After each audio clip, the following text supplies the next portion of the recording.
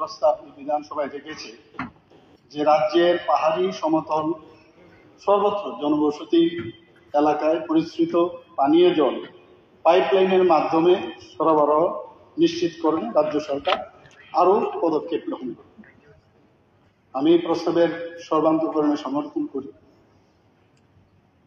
আমরা সবাই জানি যে water is life matter and matrix, mother and medium, and there is no life without water.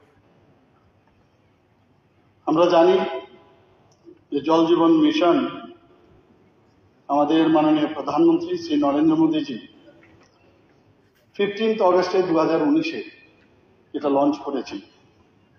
এরপর একটা সি চেইন আমরা সারা ত্রিপুরাতে, সারা ভারতবর্ষে আমরা দেখেছি একটা বিরাট চেইন এখানে আমরা দেখতে পাচ্ছি। ত্রিপুরাতেও আমরা যে জল জীবন মিশনের যে প্রকল্প ঘোষিত হওয়ার পর থেকে আমাদের যে পানীয় জল ও স্বাস্থ্য বিধান দপ্তর পাহাড়ি সমতল জনবসতি এলাকায় যাতে পাইপলাইনের মাধ্যমে নিয়মিত এবং দীর্ঘমেয়াদী যাতে জলটা সেখানে যায়, পানীয় জল সরবরাহ করা যায়, তার জন্য একটা মিশন মোডে কাজ করে চলছে। এখানে এই বিষয়ে এখানে অনেকে আলোচনা রেখেছেন। এখানে আমাদের শ্রদ্ধেয় এমএলএ চিত্তদেব বর্মা মহোদয় এখানে আলোচনা রেখেছেন। উনি এটাও বলেছেন 4 ভাগের 3 ভাগ হচ্ছে আমাদের স্থল আর 1 ভাগ হচ্ছে আমাদের জল। কাজে জলের স্কারসিটি আছে সারা পৃথিবীতে। এবং এখানে আমাদের বিরোধী দল নেতা জিতেন চৌধুরী মহোদয় উনি অনেক কথা এখানে রেখেছেন। গোপাল বাবু অনেক সাজেশন দিয়েছেন, অনেক কথা বলেছেন, উষ্মা প্রকাশও করেছেন। আমাদের পার্লামেন্টারি অ্যাফেয়ার্স মিনিস্টার রতন বাবু অনেক আলোচনা রেখেছেন। তো যে কথাগুলো ওনারা বলেছেন নিশ্চয়ই আমরা আমাদের সরকার এবং এই দপ্তর থেকে আমরা নোট ডাউন করেছি, যেটা যেটা নেওয়ার নিশ্চয়ই আমরা নেব।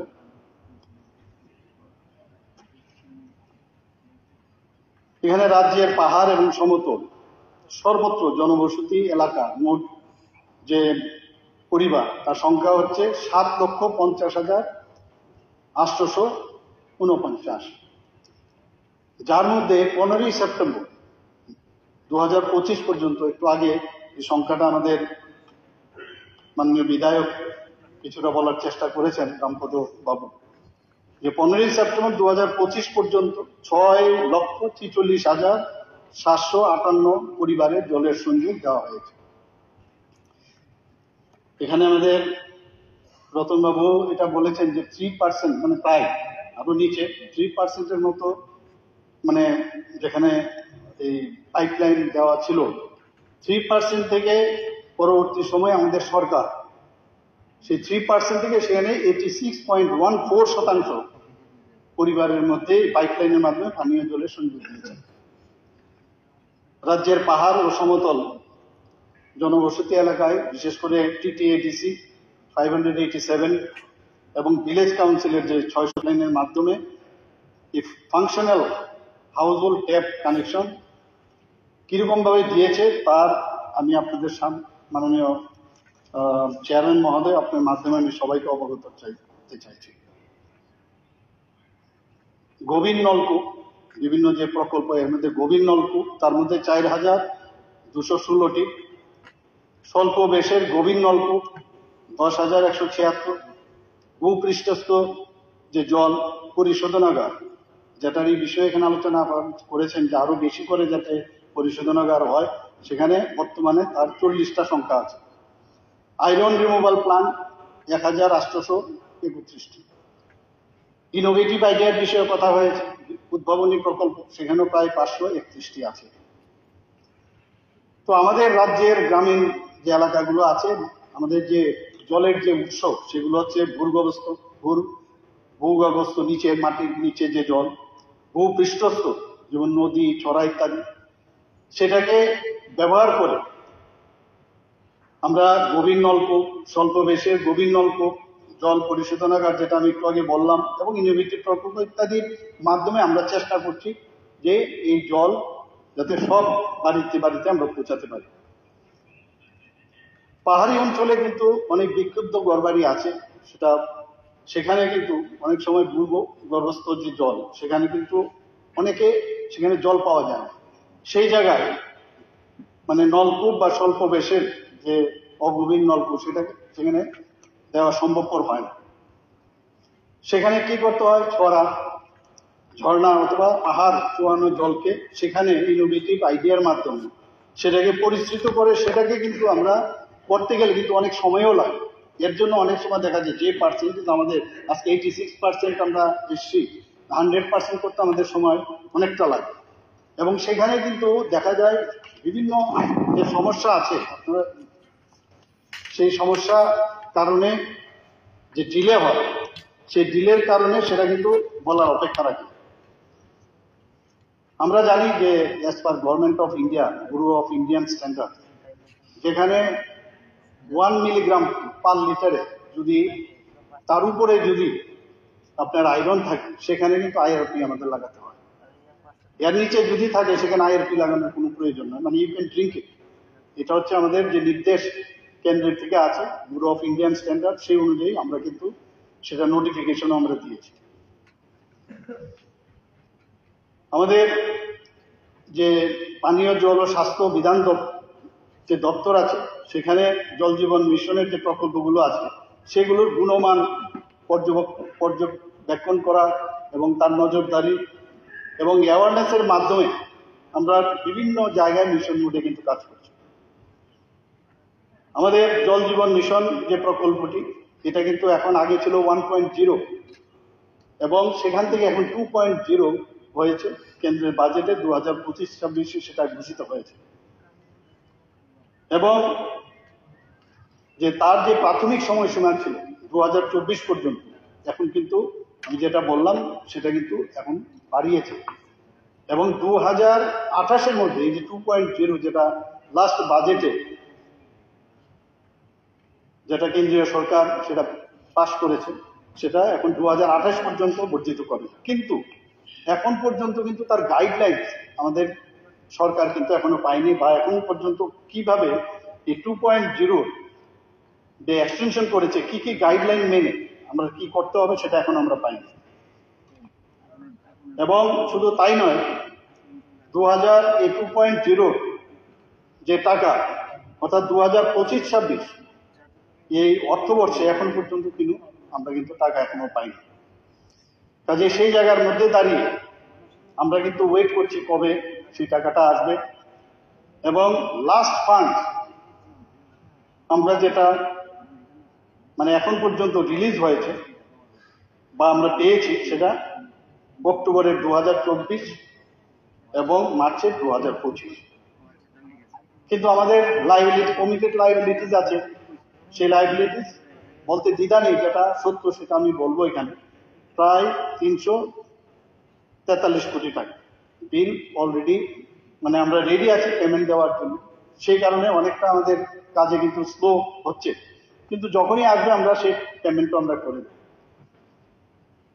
আমরা এত কিছু সীমাবদ্ধতা থাকা সত্ত্বেও যাতে পানীয় জলের যাতে কোনো জায়গায় মানে সমস্যা না হয়, তার জন্য দপ্তর কিন্তু বিভিন্নভাবে বিভিন্ন পদক্ষেপ এখানে নিয়েছে। আপনারা, আমি মাননীয় বিধায়কগণ এখানে অনেকে বলেছেন বিষয়ে যে এখানে তার যে কোয়ালিটি এবং টেস্টিং করার যে জলের, তার জন্য আমাদের থার্ড পার্টি এজেন্সি কিন্তু আছে। এবং যদি third party agency which has been mandated to inspect and ensure quality work, এবং এই এজেন্সিগুলো যে আছে, অনেকে বলছেন যে অনেক জায়গার মধ্যে প্রপারলি কাজ হচ্ছে না, নল আছে জল নেই, কিন্তু আমাদের কাছে অনেকে বলবেন যে এটা কাগজের মধ্যে আছে, কিন্তু প্রকৃতপক্ষে সেটা মানে সরজমিনে যদি যান প্র্যাকটিক্যালি সেটা দেখা যায় না। এর জন্য কিন্তু প্রায়শই আমরা আমাদের সেক্রেটারিয়েটে আমরা কথা বলি, বিভিন্ন ডিস্ট্রিক্টে গিয়ে ওই বিষয়গুলো কথা বলি, ডিডব্লিউএস এর যারা আধিকারিকরা আছেন তাদেরকে নিয়ে আমরা কথা বলি।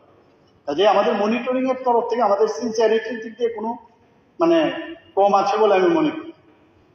এই যে এজেন্সিগুলো এরা কিন্তু ইন্ডিপেন্ডেন্টলি কাজ করে, এবং যখনই বিল সাবমিট হওয়ার পরে যখন দেখবে যে তারা প্রপারলি যে কাজের গুণমান ঠিক আছে কিনা, তারপরেই যখন তারা গ্রিন সিগন্যাল দেয় তারপরেই কিন্তু তাদেরকে পেমেন্ট করা হয়। তাছাড়া আমাদের এখানে সিএম হেল্পলাইন আছে 1905, আমার সরকার, এই যে পোর্টাল আছে তার মাধ্যমে যেখানে কোনো গ্রিভেন্স যদি থাকে সেই গ্রিভেন্সের মাধ্যমে যাতে প্রপার টাইমের মধ্যে ইন টাইমে সেই কাজটা সেখানে যাতে করা যায় তারও ব্যবস্থা আমরা বিভিন্নভাবে আমরা দেখছি, সে আমাদের দপ্তরগুলো কাজ করছে। এখন পর্যন্ত 21টি আমাদের NABL অর্থাৎ national accreditation bond for testing and calibration laboratories আমাদের ত্রিপুরাতে আছে। অর্থাৎ এই যে টেস্টিং ল্যাবগুলো আছে বিভিন্ন ডিস্ট্রিক্টে আছে, সাব ডিভিশনে আছে এবং স্টেট লেভেলে আছে, এবং তাতে করে এই টেস্টিং যে ল্যাবগুলো আছে যে জলের যে গুণমান সেটা টেস্ট করে এবং তার কোয়ালিটি যেখানে দরকার অ্যাজ অ্যান্ড ওয়েন যেখানে প্রয়োজন সেই টেস্টিং যে ল্যাবগুলো আছে তারা দেয়। অনেকে প্রশ্ন তুলতে পারে থার্ড পার্টিটাকে কিভাবে সিলেকশন হয়। এই third party is selected through open tender process as per guidelines of Jal Jeevan mission, government of India. এবং এই যে থার্ড পার্টিগুলো আছে they are engineering consultant organisation or company. আমাদের এখানে ত্রিপুরাতে এখন প্রায় presently 5 numbers of third party agencies are working in Tripura. এবং আমার মনে হয় যে এখানে আমাদের এখানে যে বিভিন্ন জায়গায় যে বলা হয়েছে বিশেষ করে টিটি এডিসি এলাকায়, আমি আপনার মাধ্যমে আমি সমস্ত মাননীয় বিধায়ক এবং যারা আজকে এই বিষয়ে এখানে আলোচনা রেখেছেন যে 108টি ভিলেজ কাউন্সিল 100% FSTC হয়েছে, 100%, এবং 90 থেকে 100% প্রায় 150টি ভিলেজ কাউন্সিলে আমাদের এই FSTC পেয়েছে। 114টি ভিলেজ কাউন্সিলে 80 থেকে 90% এই কার্যকারী যে পারিবারিক ট্যাপ সংযোগ রয়েছে। 87টি ভিলেজ কাউন্সিলে 70 থেকে 80% কার্যকারী পারিবারিক ট্যাপ সংযোগ রয়েছে। 50 থেকে 70% যে 86টি ভিলেজে FSTC গেছে।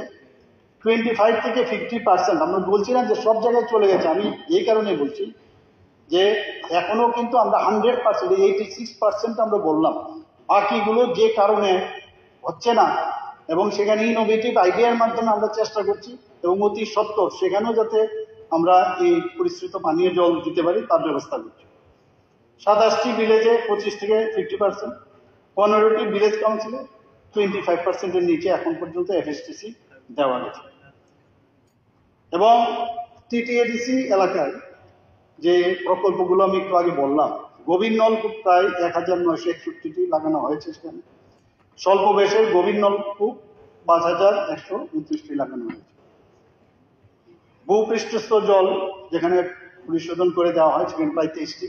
Iron removal plant 666। উদ্ভাবনীমূলক প্রকল্প যেটা ইনোভেটিভ প্রায় 177।